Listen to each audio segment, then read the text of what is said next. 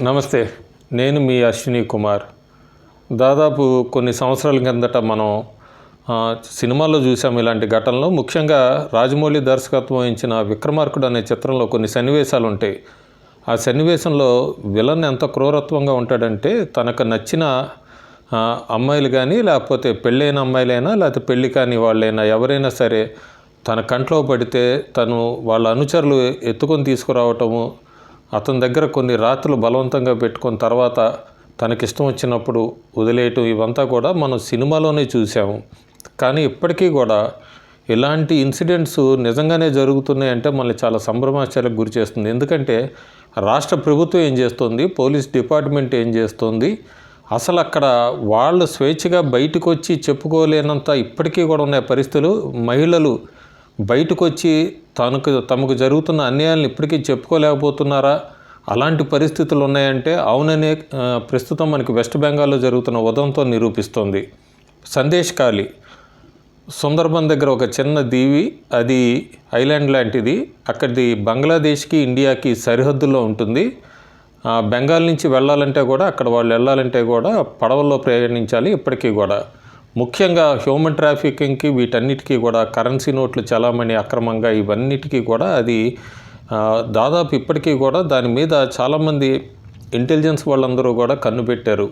కాకపోతే అక్కడ అడ్డంకి అంతా కూడా రాష్ట్ర ప్రభుత్వం ఎక్కడా కూడా ఎవరిని ఎంటర్ కానీయకుండా పటిష్టంగా, అంటే తన చెప్పు చేతల్లోనే ఉన్న అధికారులందరినీ కూడా పెట్టుకుంది. బయట వాళ్ళు ఎవరిని కూడా రానీయకుండా టీఎంసీకి సంబంధించిన మొత్తం రౌడీ మోకలు కానీ, లేదంటే పోలీస్ డిపార్ట్మెంట్కి సంబంధించిన వాళ్ళు కూడా, వాళ్ళందరూ కూడా ముఖ్యమంత్రి మమతా బెనర్జీ ఏం చెప్తే అదే నడుస్తుంది అక్కడ. దానికి సంబంధించి సందేశ్ ఖాళీలో కూడా అక్కడ జరుగుతున్న ఉదంతం ఒక్కసారి వెలుగులోకి రాగానే భారతదేశం మొత్తం కూడా ఉలిక్కిపడింది.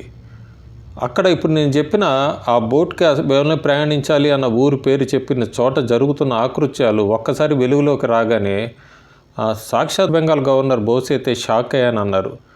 షాజహాన్ షేక్ ఆయన ఎవరో కాదు, చిన్న ఒక జిల్లా, ఆయన ఎమ్మెల్యే ఎంపీ లెవెల్ కూడా కాదు, జిల్లా పరిషత్ మెంబర్. ఆయన అక్కడ ఉన్న దళితు మహిళల మీద అట్లాగే ల్యాండ్ గ్రాబింగ్స్ మొత్తం చేయటం కానీ, మగవాళ్లతో ఉచితం పని చేయించుకుంటూ బలవంతంగా వాళ్ళకేమీ కూడా జీతాలు ఇవ్వకపోవటం, తన కంట్లో పడిన అమ్మాయిని కానీ, నచ్చిన అమ్మాయిని కానీ, ముఖ్యంగా దళితులకి సంబంధించిన వాళ్ళని తీసుకెళ్ళి టీఎంసీ ఆఫీసులో పెట్టుకుంటాం, తనకిష్టం వచ్చిన రాత్రులు ఉంచుకుంటాము, తర్వాత పంపించడం, ఎవరైనా అడిగితే వాళ్ళని కాల్ చేయటం, ఇది అక్కడ జరిగిన ఒక పెద్ద హృదయ విదారకరమైన సంఘటన. దీన్ని కొన్ని రోజుల కిందటే ఆ గ్రామ మహిళలు అందరూ కూడా తిరగబడ్డారు, చీపురులతో బయటకు వచ్చారు, ఇంకా సహనం కోల్పోయారు. మహిళా లోకం అంతా కూడా ఉద్యమించింది. అప్పటిదాకా కూడా వెలుగులోకి రాలేదు. ఇది కొన్ని సంవత్సరాల నుంచి నడుస్తుంది.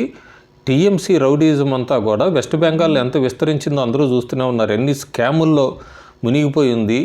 అక్రమ చొరబాటుదారులు, ట్రిపుల్ తలాక్ లాంటిది మైనారిటీలకి ఉపయోగపడేదానికి వాళ్ళంతా వ్యతిరేకమంటారు. సిటిజన్షిప్ అమెండ్మెంట్ యాక్ట్ భారతదేశానికి ఉపయోగపడేదానికి కూడా వాళ్ళు వ్యతిరేకమంటారు. కానీ ఆ రాష్ట్రంలో జరుగుతున్నదంతా కూడా దోపిడీ, అక్రమ చొరబాట్లు, లేదంటే ఇట్లా అక్కడ ఎవరైనా నోరు మెదిపితే ఎదురు మాట్లాడితే వాళ్ళని చంపేటాలు. అసలు ఈ షాజహాన్ షేక్ అనే ఆయనే జనవరి 6వ తారీఖు నాడే అతను రేషన్ స్కామ్, పీడిఎస్ స్కామ్లు ఇరుక్కుంటే ఈడీ ఎన్ఫోర్స్మెంట్ డైరెక్టరేట్ అతను అరెస్ట్ చేయడానికి వెళ్ళినప్పుడు అక్కడ అతని అనుచరులతో కూడా వాళ్ళ మీద దాడి చేసినప్పుడే అతని పేరు మొట్టమొదటిసారి వెలుగులోకి వచ్చింది. అప్పటిదాకా ఇదంతా కూడా ఒక చిన్న ఆషామాషి సంఘటన అనుకున్నారు. కానీ జనవరి 6 నుంచి ఫిబ్రవరి 12 దాకా నెమ్మదిగా ఒక్కొక్క సంఘటన బయటకు వస్తుంటే అందరూ ముక్కును వేలేసుకుంటున్నారు. అంతేకాదు ఆగ్రహవేశాలు వ్యక్తం చేస్తున్నారు.